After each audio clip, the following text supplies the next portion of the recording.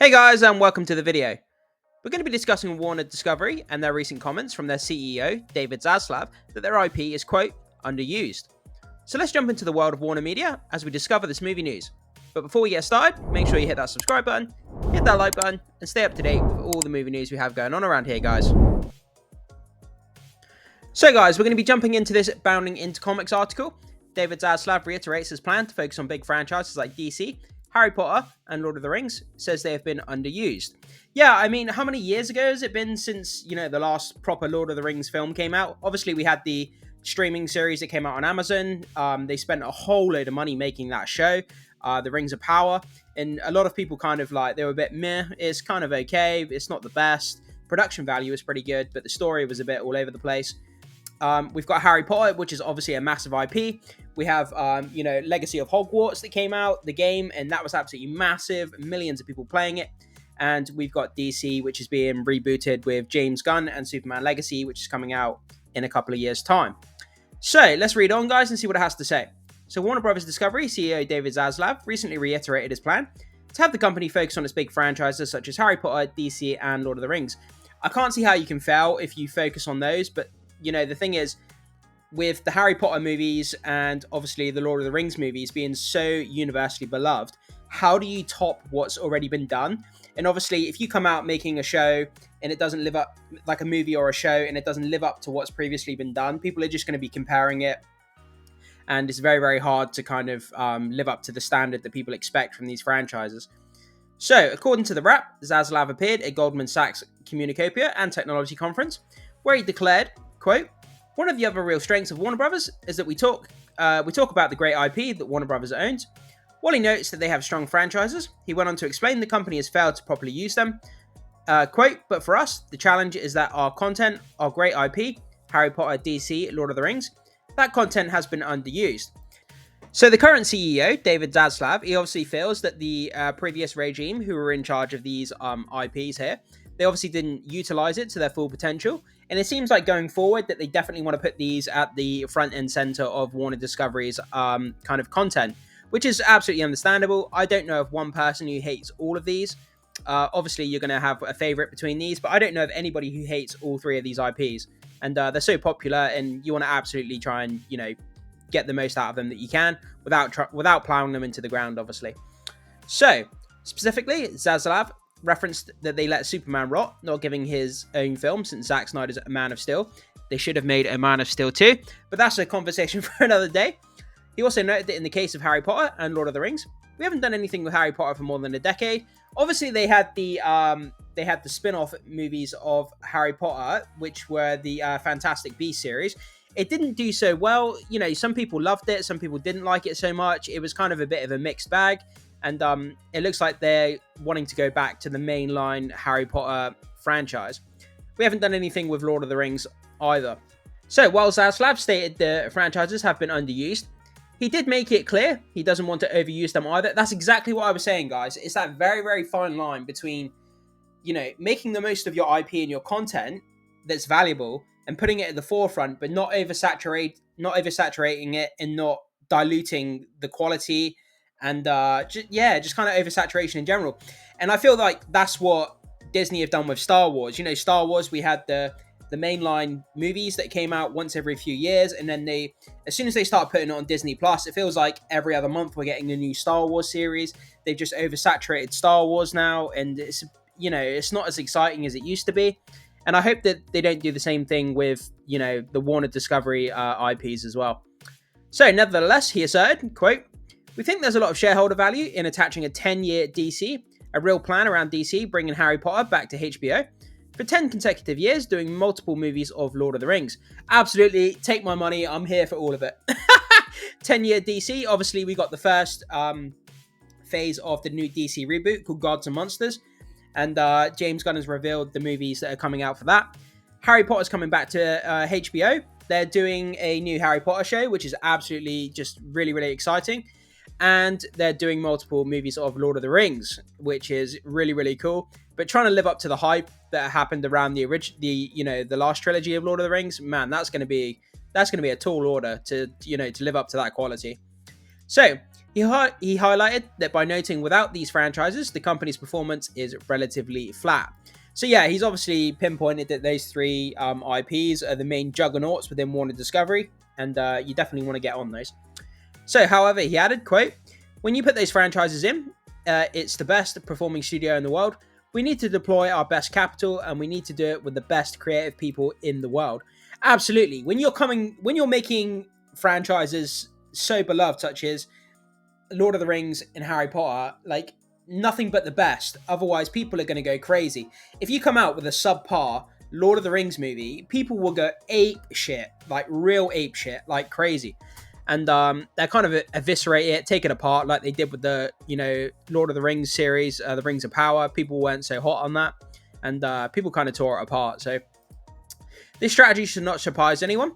It's one Zaslav has repeatedly talked about. In November 2022, during the company's 2022 Q3 earnings call, he fielded a question from Wells Fargo analyst Stephen Cahill and laid out his strategy for focusing on the company's big franchises. He said, quote, "One, we're going to have a real focus on franchises. We haven't had a Superman movie in 13 years. We haven't done a Harry Potter movie in 15 years. One of the DC movies and the Harry Potter movies provided a lot of profits for Warner Brothers Motion Pictures over the last 25 years. So focused on one of the big advantages that we have. House of the Dragon is an example of that. Game of Thrones is taking advantage of Sex in the City. Lord of the Rings... Wait, did I just misread that? One of the big advantages that we have, House of the Dragon is an example of that. Game of Thrones, taking advantage of Sex and the City. Lord of the Rings, we still have the right to do Lord of the Rings movies." Absolutely, that's such a lucrative thing. Having the rights to the Lord of the Rings movies, wow. Every studio in the world would want the rights to Lord of the Rings. And what such a prestige kind of fantasy IP to own. It's like right at the top of the fantasy genre. There's no more popular franchise than Lord of the Rings when it comes to fantasy. Zaslav later added, quote, "And so when you have a franchise movie, you can often make 2 to 3 times the amount of money you make in the US because you get a slot and a focus on big movies that are loved and that are tentpole and that people are going to leave early from dinner to go and see. And we have a lot of them. Batman, Superman, Aquaman. If we do something with JK on Harry Potter going forward, Lord of the Rings, what are we doing with Game of Thrones? What are we doing with a lot of big franchises that we have? We are focused on franchises." Absolutely. People love franchises because, you get used to the characters, you get used to the narrative, the story, the plot, and the kind of the characters going forward. People get attached to it. And it kind of takes them into multiple movies. You're guaranteed to get more money out of your movies if you've got a big franchise. Like I say, you like Game of Thrones, right? You had the 8 series of Game of Thrones. People got attached to the characters, the narrative, the overarching story, and people just kind of had to watch the whole thing because you just got attached to all the characters. And that's what a good franchise does. So, not only has Zaslav been discussing this plan, he has taken steps to make it a reality. The company announced a new Harry Potter scripted television series that will adapt J.K. Rowling's original books back in April. A press release declared, "The series will be a faithful adaptation of the beloved Harry Potter book series by author and executive producer J.K. Rowling." It added that stories from each of Rowling's Harry Potter books will become a decade-long series produced with the same epic craft, love, and care this global franchise is known for.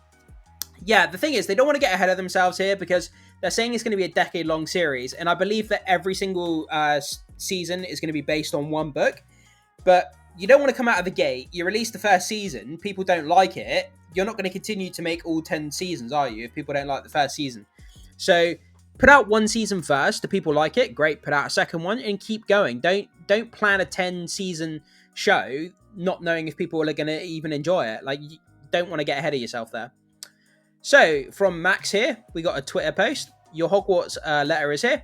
Max has ordered the first ever Harry Potter scripted television series, a faithful adaptation of the iconic books. Stream on Max." So it's going to be appearing on Max, guys. And I just have to know right now that at least one of the original Harry Potter trio of characters is going to appear in this at some point. There's going to be a cameo. It has to be.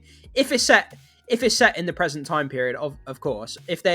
If it's going to be like Hogwarts Legacy, where they set it like hundreds of years ago, then obviously they couldn't do that. But so, new movies in J.R.R. Tolkien's Lord of the Rings were also announced. That's my phone, sorry about that. In February, Zaslav announced, "Today, I'm thrilled to announce that Mike DeLuca and Pam Abdi signed a deal to make multiple Lord of the Rings movies." How exciting is this? Lord of the Rings, man. Like, I can't, I'm so excited. I've actually been to New Zealand, to the Hobbiton land, and man, it was one of the best things I ever did in my entire life. I throw up a picture here, guys. You can see me at Hobbiton. It was one of the best things ever. To go to New Zealand, see where they officially filmed Lord of the Rings. Just incredible. Sorry to go off on that tangent. So, Lord of the Rings is one of the most iconic storytelling franchises of all time, and we're so excited. Absolutely understandable. Following his announcement, DeLuca and Abdi issued a statement to Variety hinting that the films would like to tell stories outside of the main Lord of the Rings novels. They stated that New Line Cinema and Peter Jackson took an unprecedented leap of faith to realise the incredible stories, characters, and world of Lord of the Rings on the big screen. But for all the scope and detail lovingly packed into the two trilogies, the vast, complex, and dazzling universe dreamed up by J.R.R. Tolkien remains largely unexplored.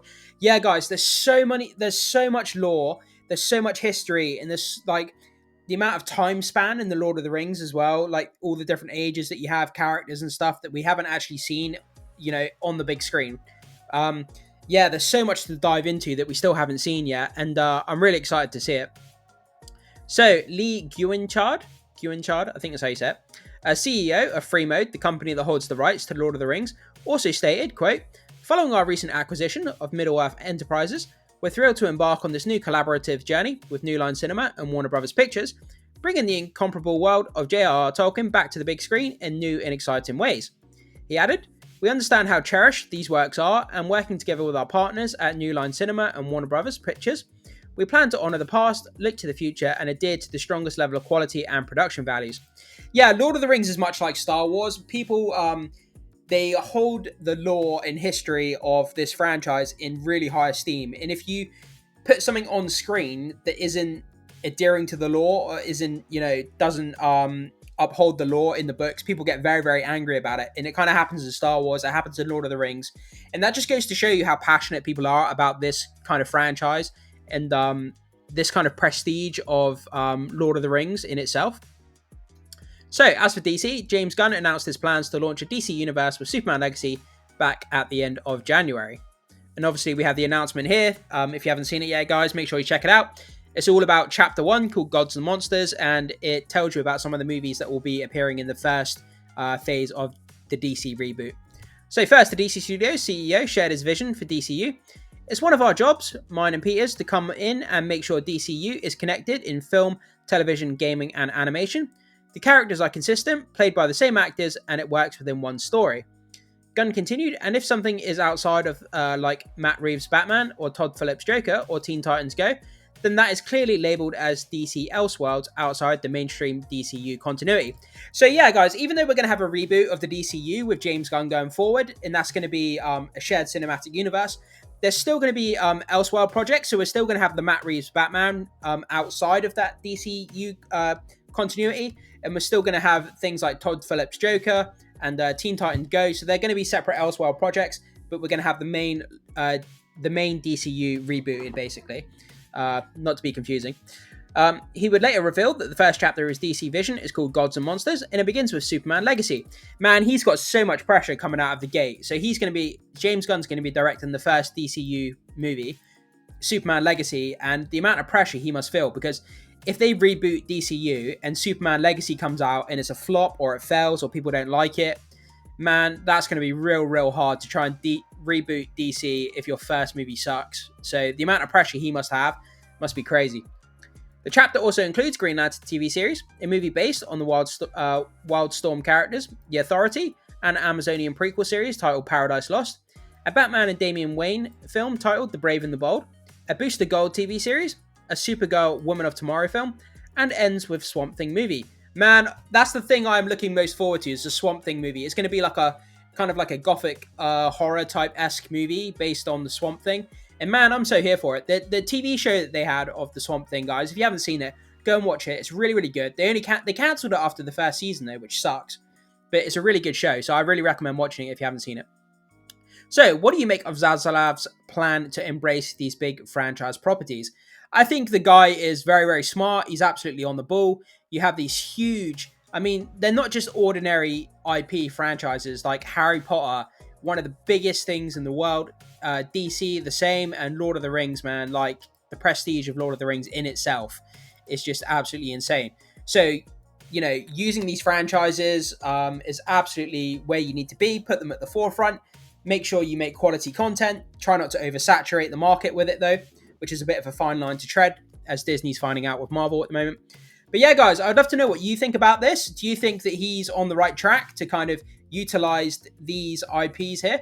And jump down to the comment section. Let me know which one of these is your favorite. Do you prefer DC or Harry Potter or Lord of the Rings? Which is your favorite out of those three? I'd love to know what you have to say about this, guys. Thank you so much for watching this video, and I will see you soon.